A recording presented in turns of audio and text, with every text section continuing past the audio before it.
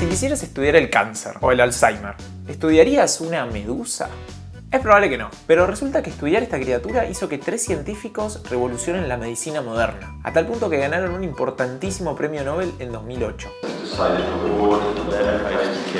Y todo nació por la obsesión de uno de ellos por responder una pregunta: ¿por qué esta medusa brilla en la oscuridad? Pero lo que más me interesa de esta historia no es solo cómo una simple pregunta nos llevó a descubrir una poderosísima herramienta que cambiaría la medicina para siempre, sino también cómo este descubrimiento nos puede ayudar a entender algo fundamental sobre cómo funciona la ciencia. I think it's a truism in science that if you can see something, you can study it. Ok, para contar esta historia vamos a dividirla en 3 partes, una por cada científico que es protagonista. Osamu Shimamura fue un científico japonés que empezó a estudiar la bioluminiscencia de los animales en la Universidad de Nagoya. Lo interesante de la bioluminiscencia es que es una reacción química que puede generar luz sin la necesidad de que intervenga el calor. La reacción genera luz por sí sola. Y sus hallazgos en esta materia los llevaron a la Universidad de Princeton, en Estados Unidos, y ahí haría el estudio más importante de su vida. Acá él se empecinó con una criatura en particular. Él quería saber cómo esta medusa, que se llama Aquaria victoria, podía brillar en la oscuridad. Así que con el objetivo de estudiar este animal viajó a Friday Harbor, en Washington, donde abundan este tipo de medusas. Recolectó miles y miles de especímenes y en su laboratorio les sacaba el aro que brilla y después lo purificaba sacando la enzima que provocaba la emisión de la luz. Pero sus intentos por aislar esta enzima luminiscente funcionaban solo parcialmente, porque brillaban de forma muy tenue y por muy poco tiempo.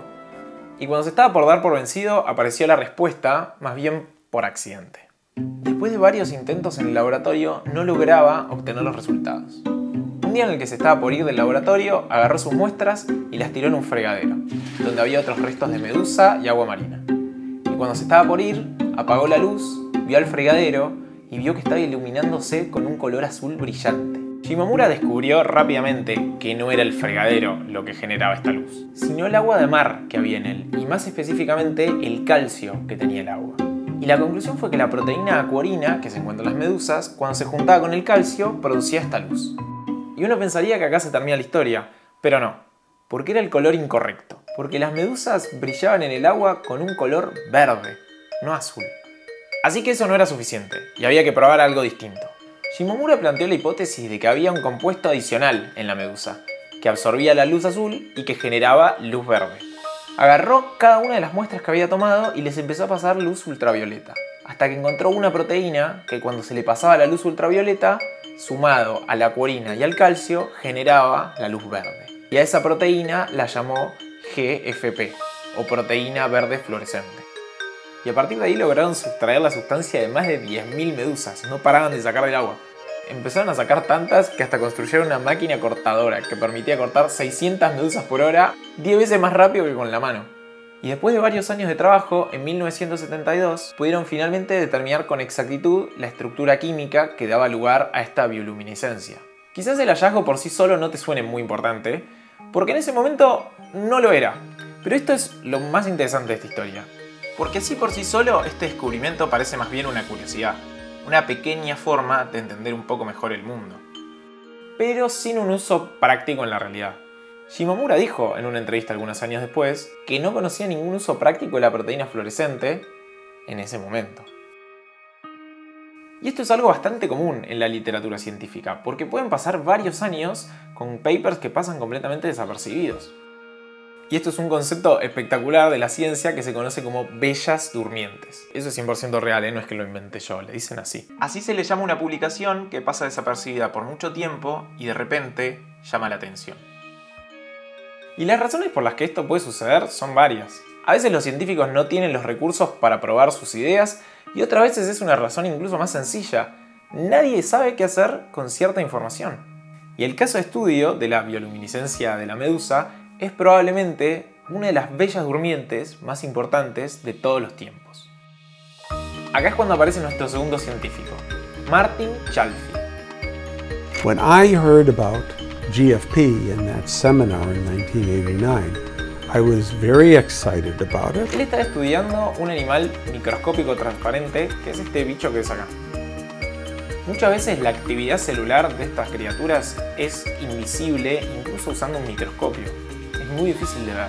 Y se le ocurrió que quizás podía separar este gen de la medusa que provocaba el GFP para insertarlo en otros organismos. Y quizás así podría ver, por ejemplo, las células de este animal transparente que está estudiando, que se convertirían al color verde con tan solo iluminarlo con los rayos ultravioletas. Y haciendo esta prueba genética, esto fue lo que vio detrás del microscopio. Células brillando de color verde bajo la luz ultravioleta. Y al probarlo se dio cuenta que el GFP podía ser usado como un marcador, como una especie de mapa en estos organismos, para tener un registro de sus movimientos celulares, abriendo un mundo de experimentaciones. Chalf y sus colegas publicaron sus hallazgos en la revista Science en 1984, citando los artículos de Shimomura y despertándolo así abruptamente ante una avalancha de nuevas citas. El GFP se convirtió en una herramienta utilizada de forma rutinaria en sectores de la biología celular, porque de repente los científicos podían empezar a entender mejor qué era lo que pasaba adentro de las células. Fueron décadas de trabajo, pero al final los estudios de Shimomura se estaban usando por un montón de profesionales. Pero había un problema.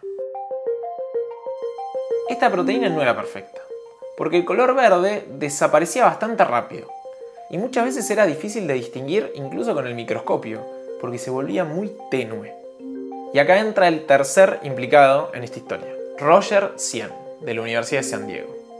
Y su protagonismo pasa porque fue el que logró que finalmente esta herramienta sea extremadamente útil. Él logró hacer mutaciones de la GFP para convertirla en más estable y más brillante, y principalmente logró cambiarla genéticamente para expandir la gama de colores que podía mostrar. Esta es una de las muestras que hizo en su laboratorio para mostrar la eficiencia que logró para diferenciar los colores. Ya amarillo, rojo, naranja, hay un montón de colores. Tener más colores le permitía a los investigadores ver más de una cosa a la vez. Y así incluso ver cómo interactúan entre sí diferentes elementos de la biología celular. A partir de eso se creó, por ejemplo, una técnica que se conoce como Brainbow, que permite discriminar las células individuales y etiquetarlas con colores únicos a través de sus circuitos de ADN. Así, por ejemplo, se ven las redes neuronales coloreadas en ratones.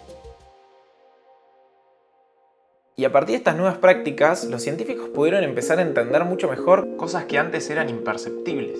Pudieron empezar a hacer cosas como iluminar tumores cancerígenos que están creciendo, hacer el seguimiento de la enfermedad del Alzheimer o seguir los movimientos de bacterias que pueden ser dañinas con mucha más facilidad.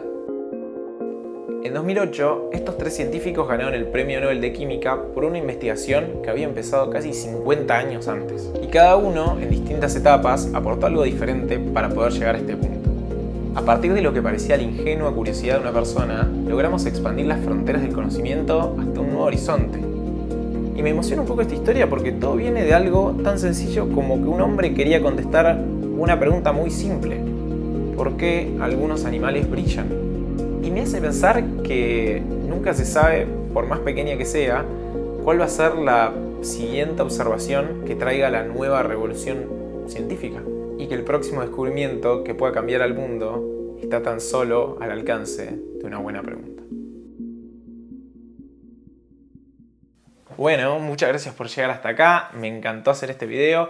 Siento que eso es algo que digo siempre, pero este en particular me gustó mucho porque siento que es como una oda a la curiosidad, a fomentar esto de hacer preguntas para tratar de contestar cosas, que es algo que me parece muy, muy humano. Si es tu primera vez viendo un video mío, acá me gusta decir que hacemos videos para mentes curiosas. Me puedes ayudar mucho dejándome un like o suscribiéndote a mi canal. Tengo ganas de hacer muchísimos más videos de un montón de temas. Así que de nuevo, gracias por llegar hasta acá y nos vemos en el próximo.